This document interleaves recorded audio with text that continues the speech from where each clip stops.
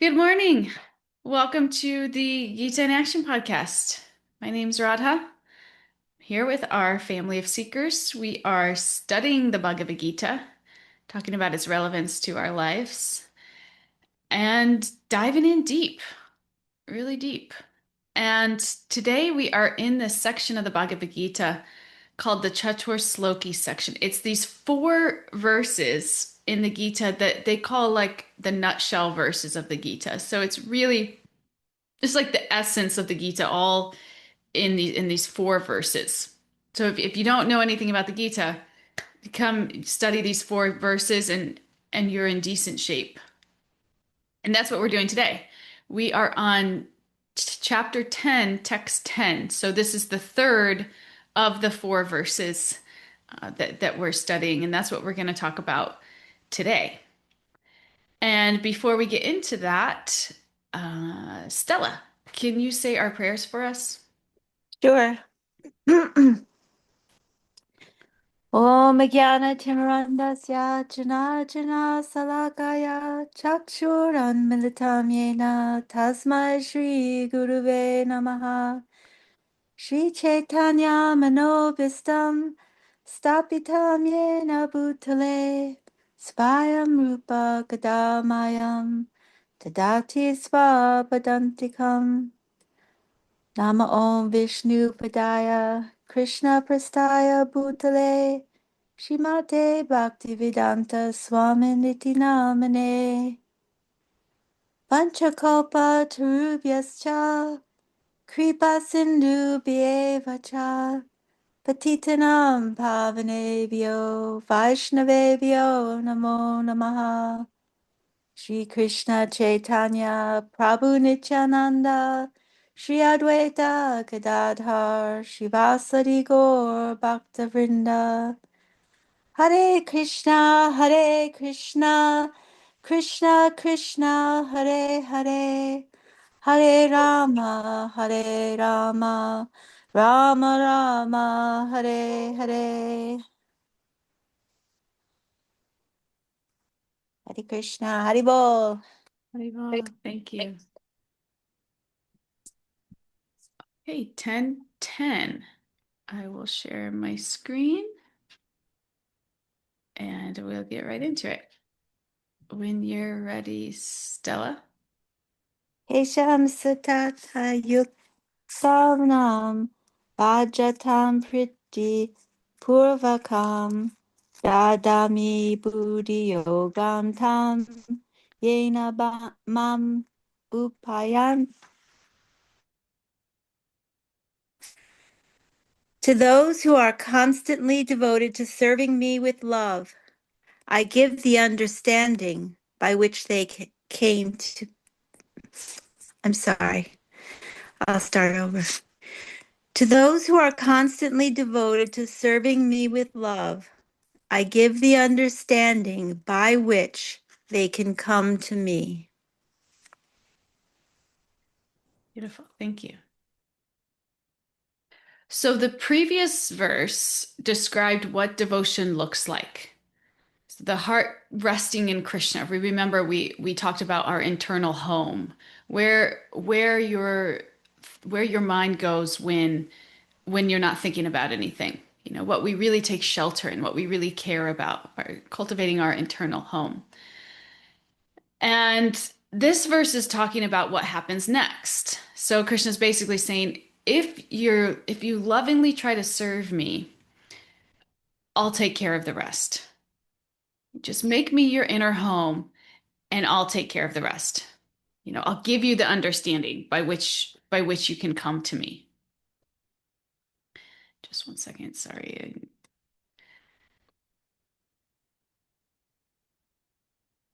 Okay. And this is incredibly reassuring. You know, he's not saying first you need to master all philosophy or, eliminate every doubt. He's saying be devoted, be sincere, serve with love, and I'll give you the understanding that you need. So you don't have to have any material qualification. You don't have to be a scholar or you don't, you just have to serve with love and he'll provide the rest. But we have to notice the key word here is love. If we approach devotional life with the kind of attitude of like, I have to do this or why isn't this working? Those kinds of thoughts start to just kind of close ourselves off. And it's not that Krishna withholds, it's it's that our mood blocks the flow. So when we're not so open, when our heart is not so open, we're blocking the flow. But when the service, when it's done with warmth, even imperfectly, Krishna will supply that intelligence from within. And the intelligence has one purpose, and that is to bring us closer to him. It's not random insight, it's not just cleverness. It's guidance that moves us towards our ultimate goal. And first we have to be clear about the goal. If our goal is success, the mind organizes around that. If our goal is comfort, the mind organizes around that.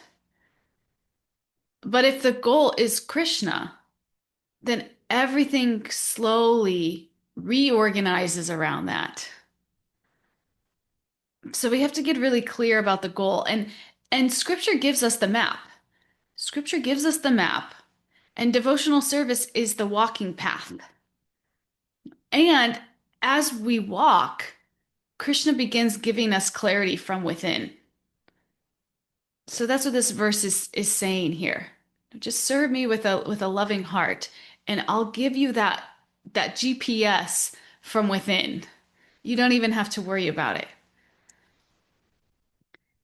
And that's so, again, reassuring because we've all been there. Sometimes making the right choice is hard.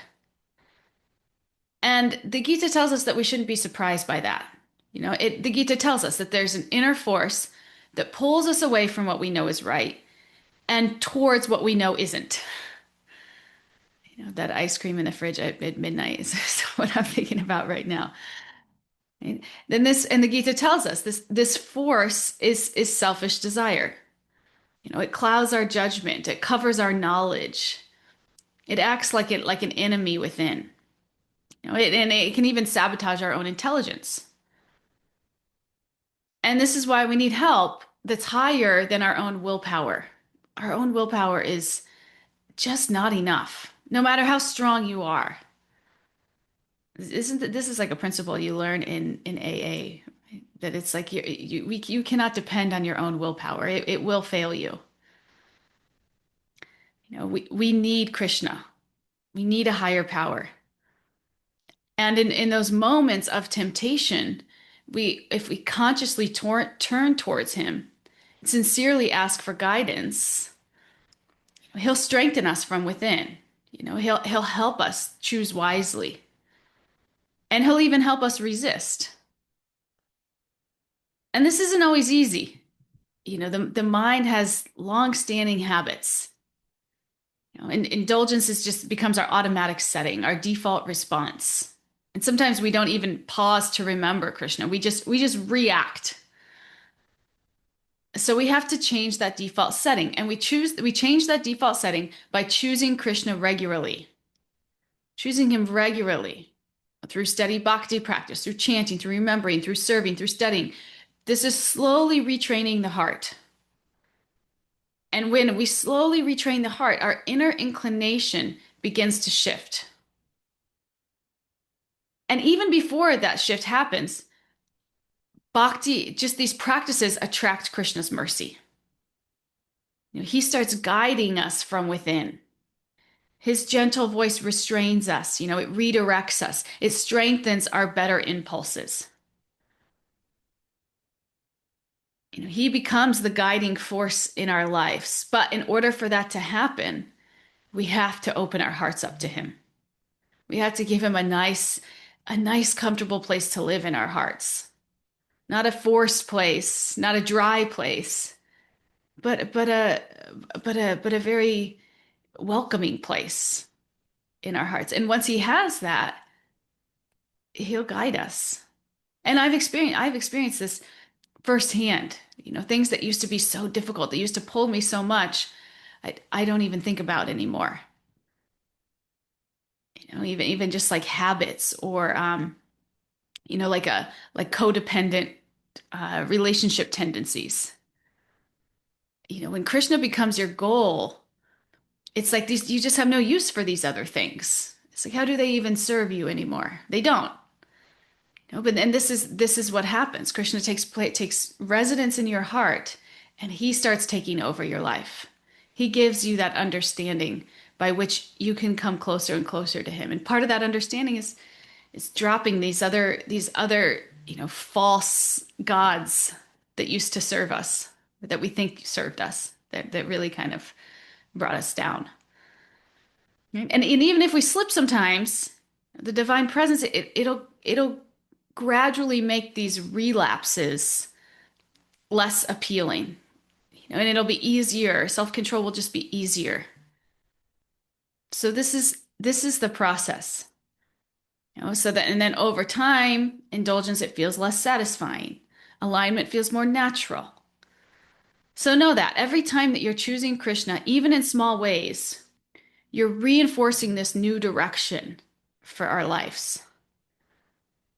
You're making that little home in your heart more appealing, more comfortable for Krishna. At every time you choose him. And it's not you're not just making one good choice. We're reshaping who we're becoming. And in that reshaping, he's taking more and more residence in our heart, guiding and empowering us, to choose wisely.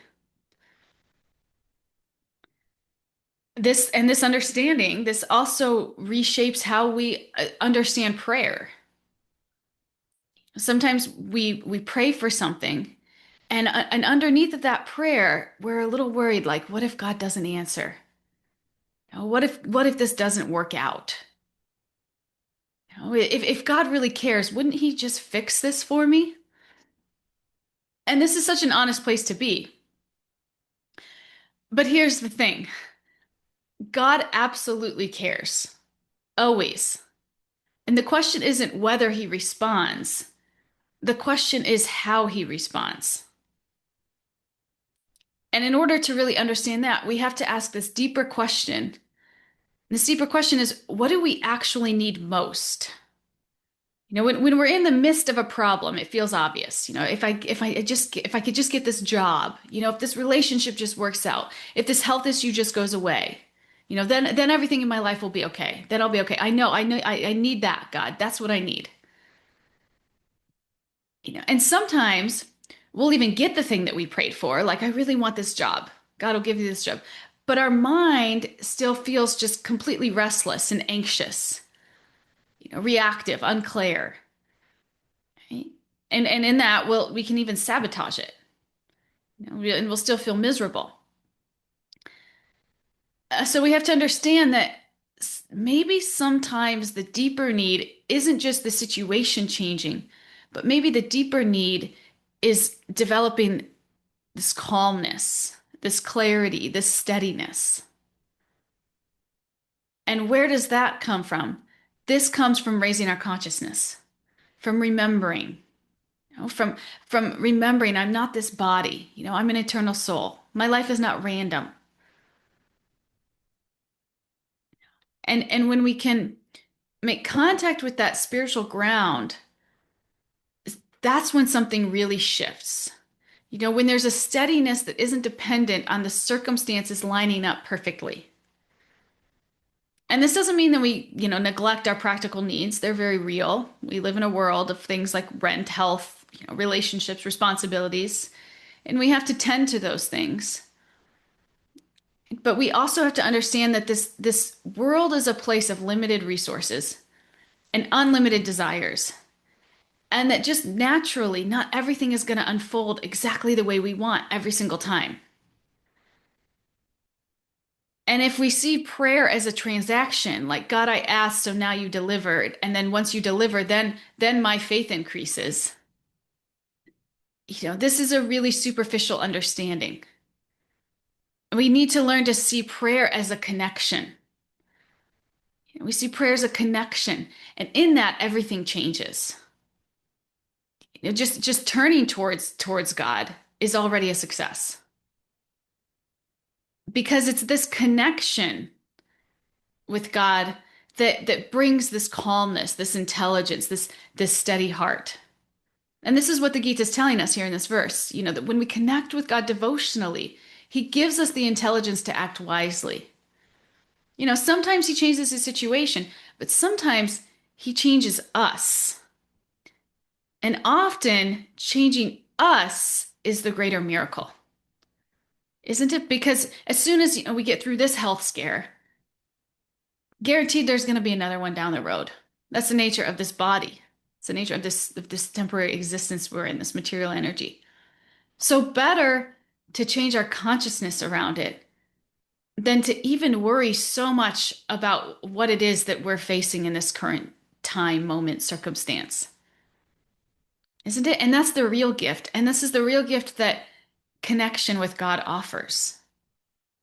This inner steadiness.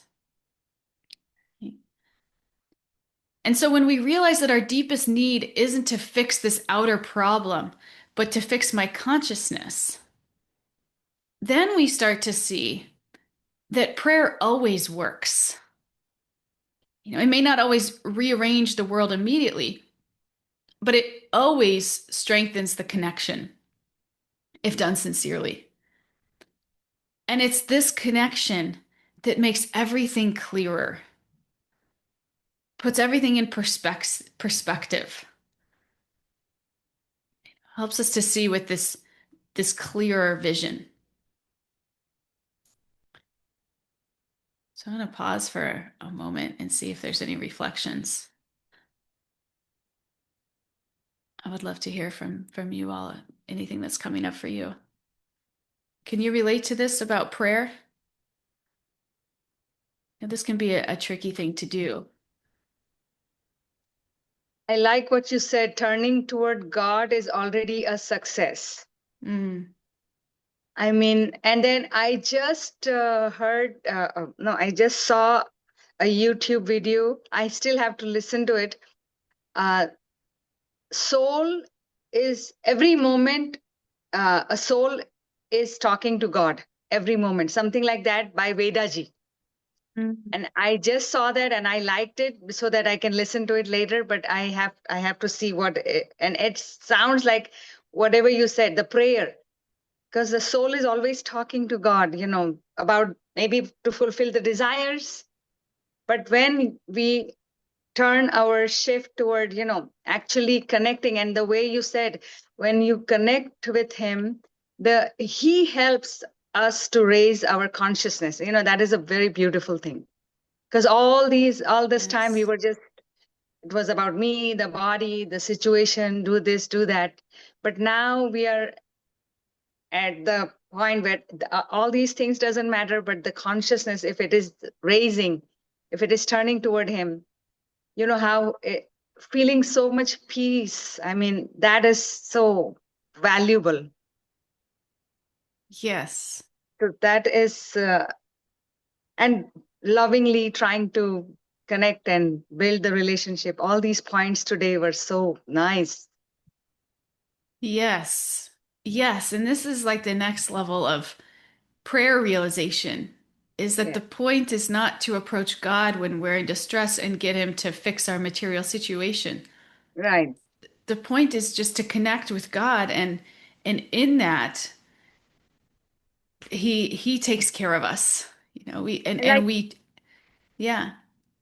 sorry, like you Yeah. said, as we turn, he's the one who makes all the arrangements to go closer to him. And one of that literally example is how I ran into your video first time. I mean, Yeah. I was just watching something that I normally watch, and then I came across your video, and I was like, "Oh my God, I need to get connected with this." And then after I got connected with you, I got so many other videos of Veda ji and what was the other name? so many other people. I just kept on getting connected, and I'm getting like all these treasure boxes are being opened for me. So that is a good Yes. example. Yeah, that is a good example. The same thing happens to me such that like things that are like seemingly random and that I'm actually like not even very interested in pursuing, they just like pop up and it just ends up happening such that then those things end up becoming like so profound in my life. I'm like, oh wow. That has happened so much that now I like second guess things when they pop up and my first inclination is I don't really want to do that. I'm like, maybe I should think about that a little bit because this could be, God arranging this in a way that, is for my benefit. And it time and time again it seems to happen that way. Yeah. Aaron, what do you have for us? Sorry, I'm still walking right now, but um, yeah, I really love what you're sharing today, and it makes me think about a yoga teacher I have who talked once about just thinking about all those like kind of material accomplishments or even like health scares or like the job, the baby, the all of these desires, like just thinking of them as like these peaks in our life, but we're so easy to jump from one peak to the next. And Hmm. I just really like that visual because it's like there's so much life in between all of those peaks. And how we can really miss the point when that's all we're looking at and all we're focused on, like especially like you said, you can get the job and then it's like, oh, I'm still not like I'm still hankering or I'm still like unsatisfied um for something more and something else. And then I'm in a class with Giri Govardhan Prabhu, and this week he was talking about the idea of thinking about life as like as our own lila with Krishna, like a lila in training, or lila like with training wheels, I think is what he said. And it's just such a playful thought of like how to approach life. And um I really am sitting with, it's just been like a few days since the class, but it's just been like sitting with that thought of like, you know even like the most material mundane things of like, driving in your car or like going to the grocery store, like whatever, like thinking about it as like lila, it just like puts like a different like tint to it a little bit instead of what I normally am, which is like like set jaw, like clenched, like butterflies in my stomach, anxious about things, overthinking things. It's like, um, yeah, just like really beautiful thought of like how to change, like just even like your daily approach to all those things in the valleys, all the mundane things. Yes. Yeah. Beautiful. And that's exactly what this relationship offers you is like a way out of that mountainous landscape. So that it's like you get a health scare, you feel all the things, fear, anxiety, and then you go into this like hyperactive mode where you're then trying to control everything so that your health restore. And it's not that it's, bad to endeavor to make improvements, but at the same time, wouldn't it just be so much nicer if our consciousness was steady and clear and that we weren't so controlled by the ups and downs of life? So okay, I'm through this health scare. Okay, now I'm gonna go hyperactive mode, try to control everything. Oh wait, now here's another health scare. Okay, now I'm going through this again. It's like, no, Krishna offers us something so much higher than that. And when we can operate, when we can connect at a higher level than that, and our consciousness can be raised to a higher level than that, I mean, how much more we have to really actually offer to the people in our lives to enjoy our lives, to, all of these things that people want materially. It's like it will happen naturally for you as a byproduct if we can just if our consciousness can just become clear and steady And this happens from connection with God. This is what God's offering us. Yeah, Stella. Yeah, I really like uh, this idea of prayer being kind of a continual conversation with, a play with Krishna, because even like Erin was saying, going to the grocery store, I, when you start to turn toward Krishna, like just the display of all like the fruits and the things that I sometimes you just remember like, wow, that like Krishna's such an artist. Like, look at all the colors. Look at it, like so. Even those mundane things can really, you feel gratitude, and prayer becomes more of a thank you than a I want, you know, and also just he's the proprietor, he's the artist, I mean, it's just walking through the world is so much more fun with Krishna next to you. Yes. Beautiful. Thank you. Thank you, Stella. Anybody else before we move on here? Hi, everybody. Hare Krishna. I Hare don't know how to Krishna. raise my hand. Nancy, good. A couple of things, the thoughts. Thank you so much for the class. Kept on thinking about, I don't know what I need. Mm. If I say, oh, that job, I know from my experience and my past and my addictions, if I got what I deserved, I probably wouldn't be sitting here, right? But so I don't necessarily know what I need, but if I can ask for, can Krishna please grant me serenity? Please help me in each day. Just help me. And I don't know what help means and what the form it has to come.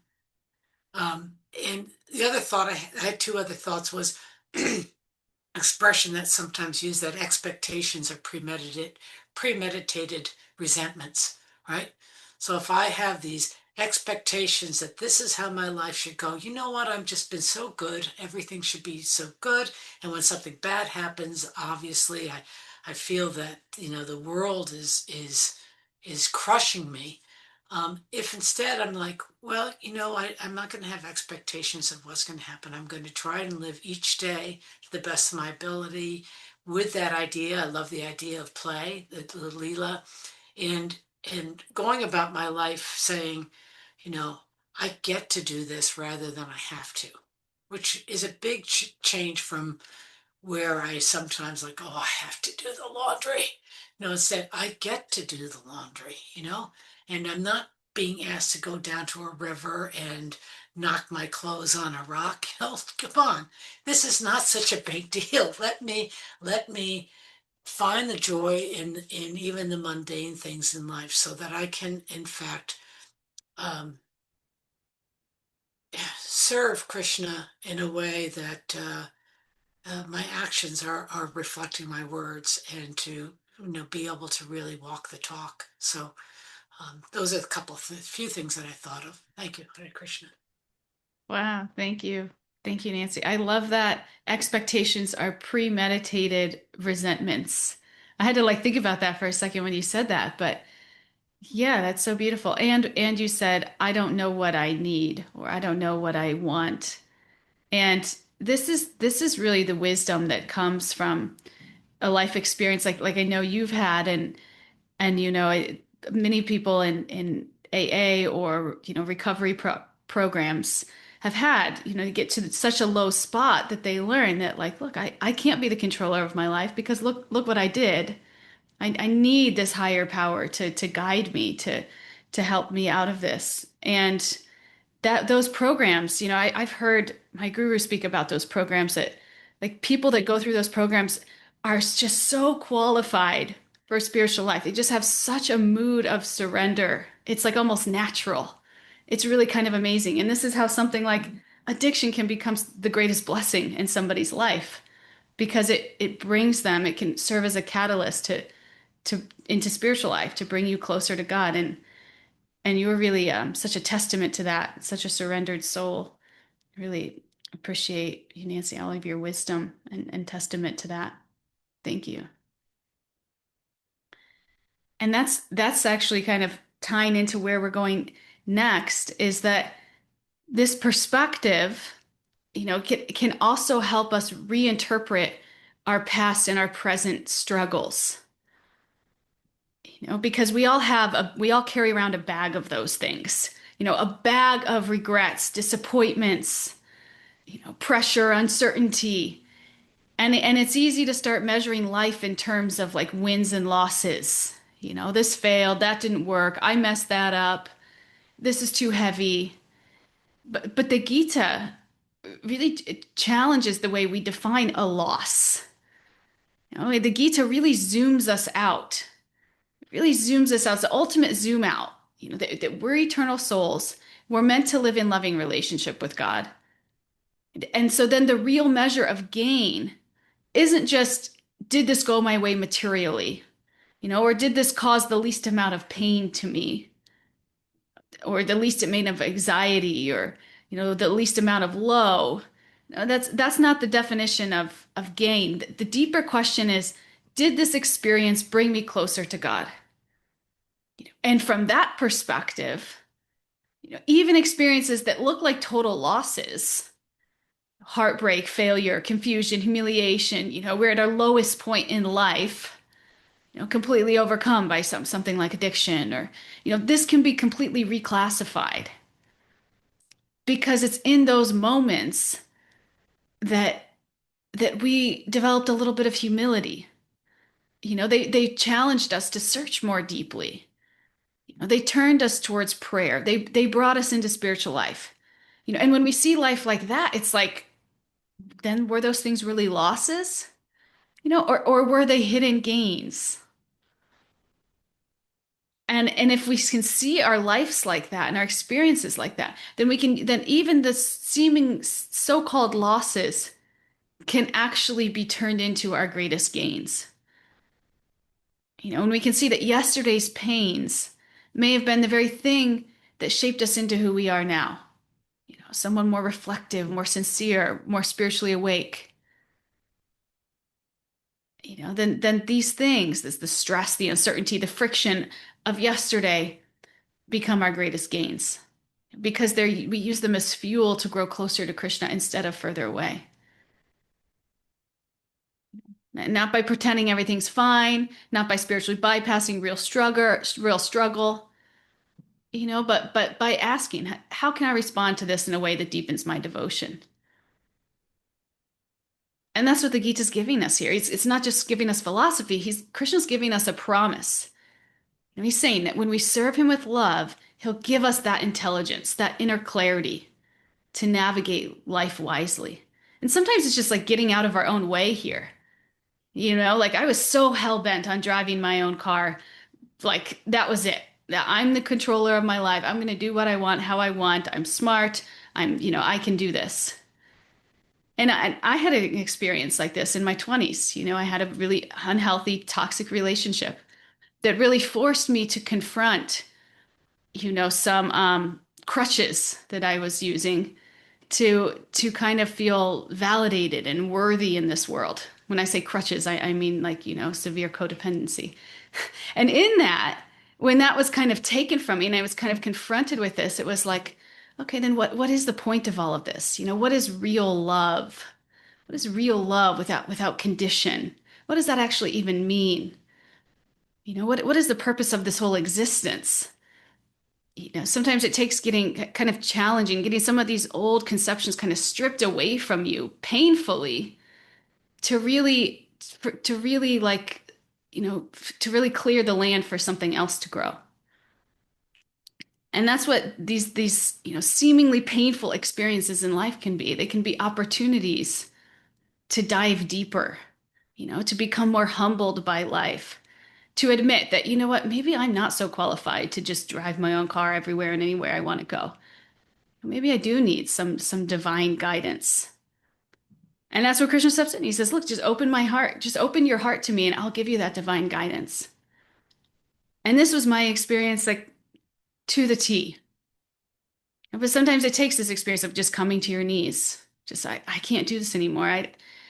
I'm messing every way up. I like Nancy said, I don't know what I want because everything I want has just brought me to this sad, dark, lonely place.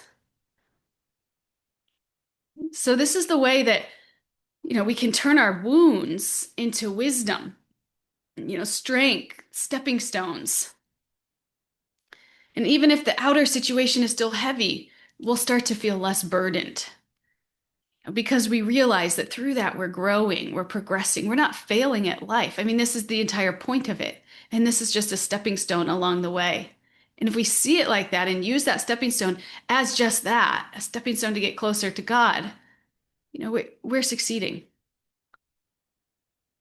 We're succeeding. And this is the Gita's profoundly hopeful vision of life. What do you guys think of that?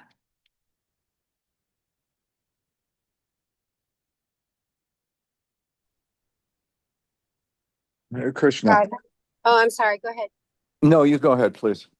I'll take you. Fireball. Oh my goodness. I think this is so helpful and really reminds us how like we're not this body, we're not this mind. And lately I've been thinking like I am not this experience, you know? Especially with the IVF uncertainty, like it's just been so comforting. And I love how you reminded us, keep the goal, keep the goal in mind. And my teacher reminds me of that often. And it's very, very helpful. And it just helps like put everything back in the right perspective. And helps us move on from material and relationship happenings, with family or sometimes that are quite difficult or ongoing, and just reminds us like sometimes you're like, oh my gosh, I feel like I hate this person. It's like I love them. I do, and just helps bring us back and like you said, keep those peaks a little lower, and the lows a little higher. And I'm so grateful. I'm so grateful for all the reminders. Yeah. Thank you. Yes. Thank you. And sometimes those things like I've had a falling out with my sister. We didn't talk for like a couple years. And in that, it's like this seemingly like really terrible situation. It is. It's painful. It's like all the things. But in that, I even realized, like I'm looking for like an emotional reassurance. I'm looking for things out of my sister that just are never really going to happen and ultimately can really only happen through my relationship with God. And even that was kind of like a reorientation. And in that reorientation, now I have a very nice relationship with my sister. But in that, like I've kind of also removed all expectations and kind of even approached it from that place of my relationship with God. And in that it's much stronger. So sometimes even these, God, like the fire the forest has to like burn down first before there can be some kind of like new growth that is more sustaining, that is, healthier, that is more abundant. And life is like that too. Right? And Krishna gives us these opportunities. But if we don't see it as such, if we don't use these opportunities to really go deep, we're just going to be, it's just going to be, we're just going to be on peak to peak to peak, like Aaron said. Yeah, thank you. Um, was it Kalachandji? Were you going to say something? Yeah. Yeah, thank you. You're really helping me realize something that actually was on my mind almost all night. I think that most of the most painful moments of my life have been in relation to the passing of loved ones. And I'm seeing, and yesterday was the anniversary of one of those. But I'm seeing this morning that in each of those departures, it thrust me into a new position. It thrust me into new responsibilities and to grow and evolve and actually to become closer in my relationship with Krishna as well. So although those are painful moments, I guess, to think about them this way is very positive. And that they, not just they in my life, but their departures in my life have helped me become the person I am. So thank you. Yes. Yes. And this is, I mean, if we can start to develop this perspective around life, we become like unstoppable. Like the alternative is like we get so caught up in it. You get so caught up in a relationship quarrel or whatever loss that it is, it's something as big as a loss of a loved one or a friend, and we just get so low. That's the material. That's what material thinking gets us. That's what material, even just relation gets us. But when we can spiritualize our experience, it can be the impetus to take us to much higher places, higher connection, higher consciousness. When we can see these things as opportunities to deepen our relationship with God. And once we understand this is actually really the point of life anyway, then we can even be grateful for these experiences because they're helping us, they're assisting us in our journey. I look back on my 20s, that terrible relationship I had that at the time was extremely painful. I mean, some of the things the fear I had, I remember one night like sleeping with a knife under my pillow. I can't believe I just said that out loud online, but I was like so fearful, you know? But now I think back and I'm like, I'm so grateful that that experience really brought me to my knees. And that's what I needed to get out of my, I got this. I'm together. I've got everything together. I control everything. I know what's best for me. It's like I needed to be knocked off of that. And when sometimes, when you're that low, that's what it takes to really open your heart, to be ready, to be fertile. And for me, that's what it took anyway. Um, so yeah, thank you all for your shares. So this last point here, it's a little less heavy, but I think a really beautiful thing about bhakti is this bhakti really harmonizes our head and our heart. And so this is kind of bringing these verses kind of together. Bhakti harmonizes our head and our heart because materially, if we lean too heavily into the head, we might become like intellectually solid, but we can grow emotionally numb. This was like my MO. Like you become analytical, controlled, composed, like disconnected from feeling. You just get really heavy into your head. On the other hand, some people will get too heavy into their heart and they'll just become like so emotionally like fluid that there's like no grounding. They're like, oh, I'm so high. I'm so, you feel everything deeply, but you don't really have like clarity or stability. So the Gita really helps us to harmonize these two things. Before we can harmonize the head and heart, we have to understand who we are. Okay, so if we understand that we're immortal souls, but mistakenly identifying with our temporary bodies, then our worldview just shrinks.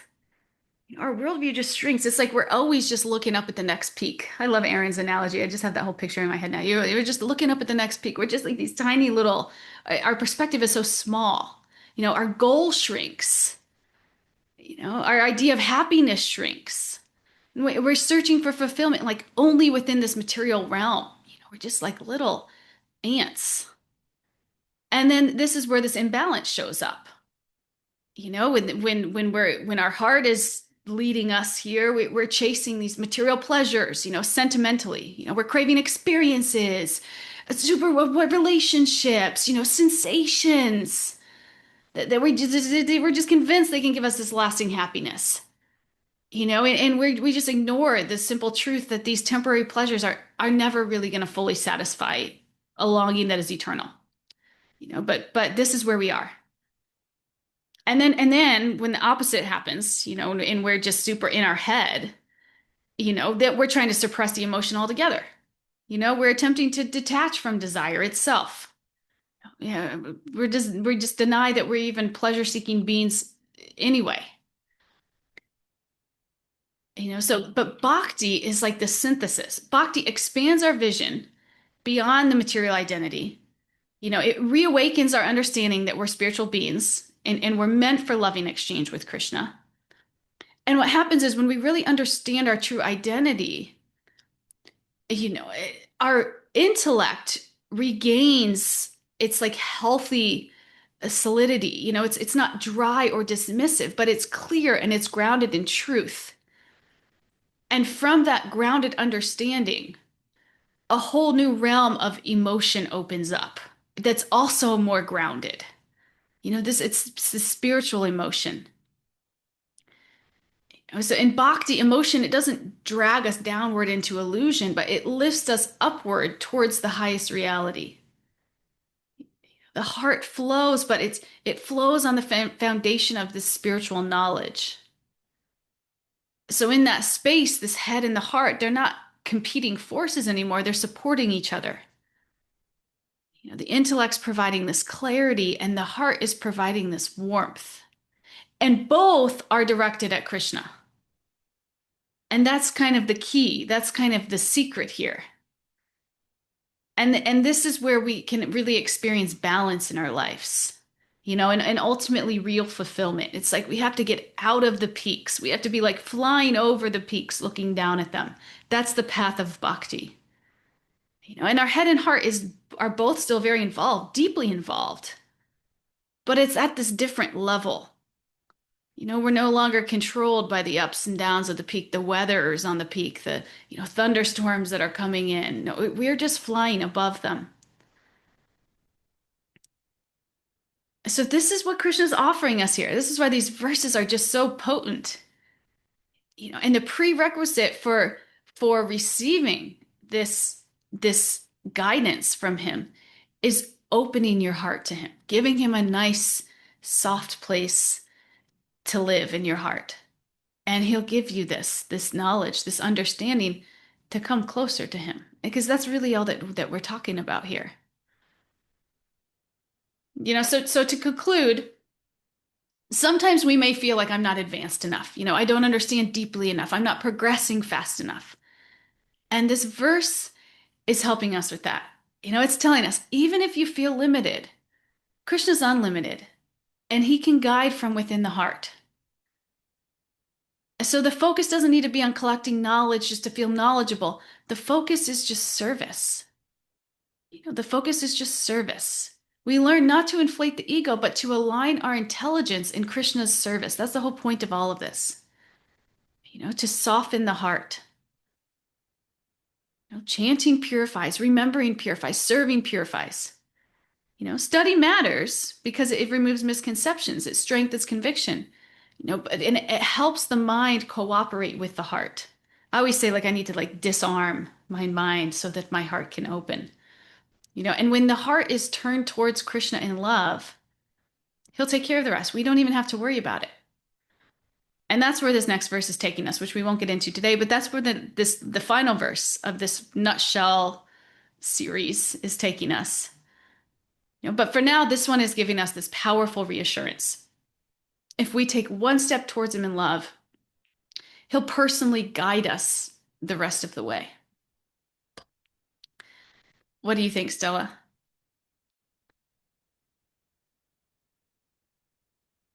Again, please. Could we hear the verse again, please? Could we hear the verse again? Yeah.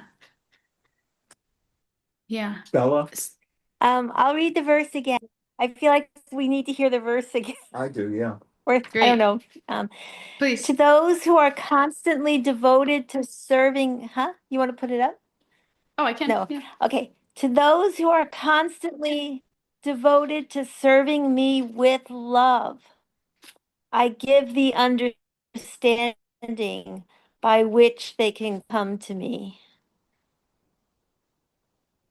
Thank you.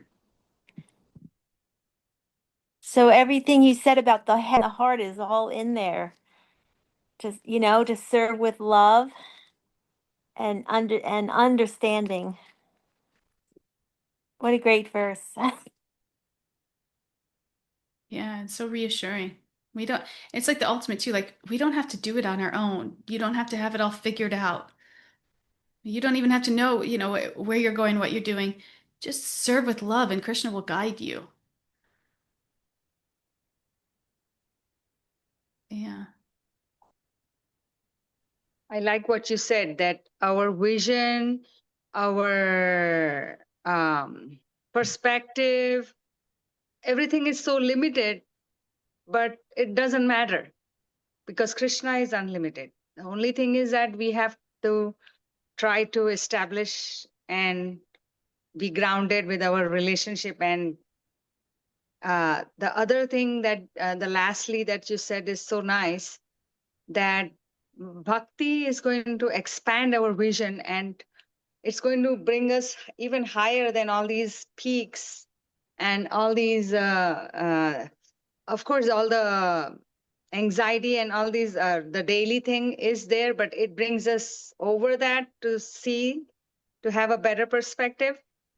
And the other things, the tornadoes and this, the weather, it should, all these things, they don't matter that much, because it's, and of course then again we come to our default again, we are in that mindset, oh, I'm worried about this. Then again, as soon as we get connected, we again come up with the over the peak and think that, okay, this doesn't matter, this doesn't matter. What matters is my relationship with Krishna, and he's there, he's the protector, he's taking care of things.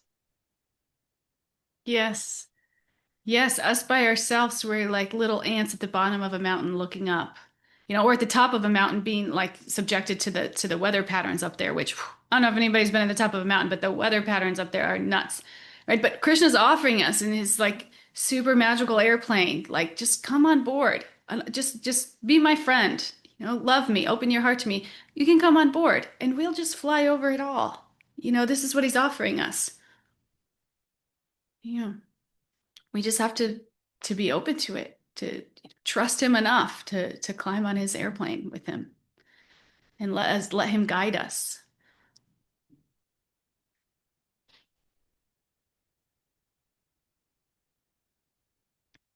Anybody else?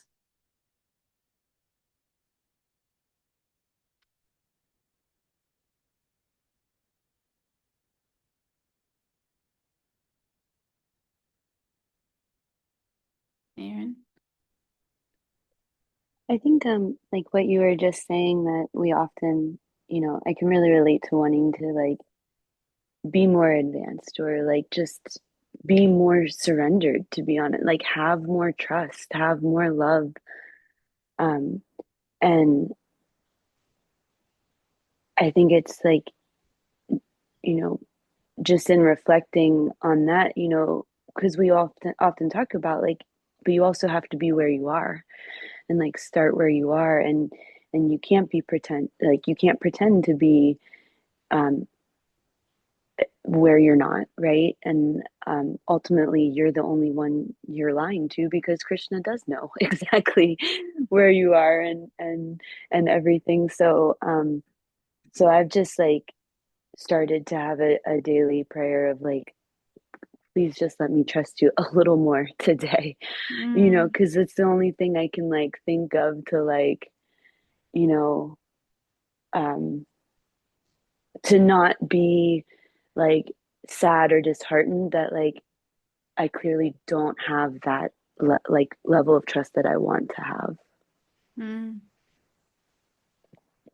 beautiful. And I think that's, how we really always should feel. Like, I just want to be surrendered more. I just want to love you more. Because I see you, Aaron, like you're constantly listening to classes, you're going to sanghas, you're doing all these things. I see you as someone who's like, that's a testament to how surrendered and how, connected you are, is that you're spending so much of your time doing these things. But a real sincere devotee is always going to feel like I have nothing. My love is so small compared to what it could be, it should be, and that's a testament of a true devotee. We always have so far to go. We see like that. Yeah. But you're right, Krishna will guide us. We don't have to worry about it. We just try one step at a time.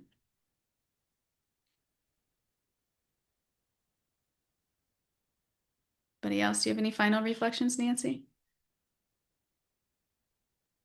No, I think that this is a beautiful verse because I keep on second guessing myself. I say, everybody has such great, deep reflections, and I'm just not intelligent enough to get the nuances of some of the teachings that are happening. And I thought, oh, well, wait a minute. If I just give Krishna as much love as I can grow and keep on developing, he'll give me the intelligence eventually. I'll come to some wisdom, from going from the intelligence of reading the Shastra and knowing verbatim to actually having the wisdom where it comes into my heart.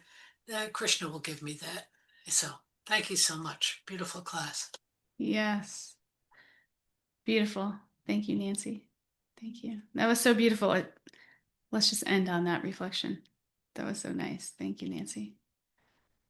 We'll see you all on Retreat reminder. Monday. Yes, retreat reminder. So we have the retreat coming up April 16th through the 19th. We're going to be doing sound bath, paint and sip, lots of like connecting sanghas together, just like this, kirtan. It's going to be ecstatic. So please come. It's like ladies' night out extended for 3 full days, the 16th through the 19th. You can register on the New Vrindavan website. Aaron's going to be teaching some yoga.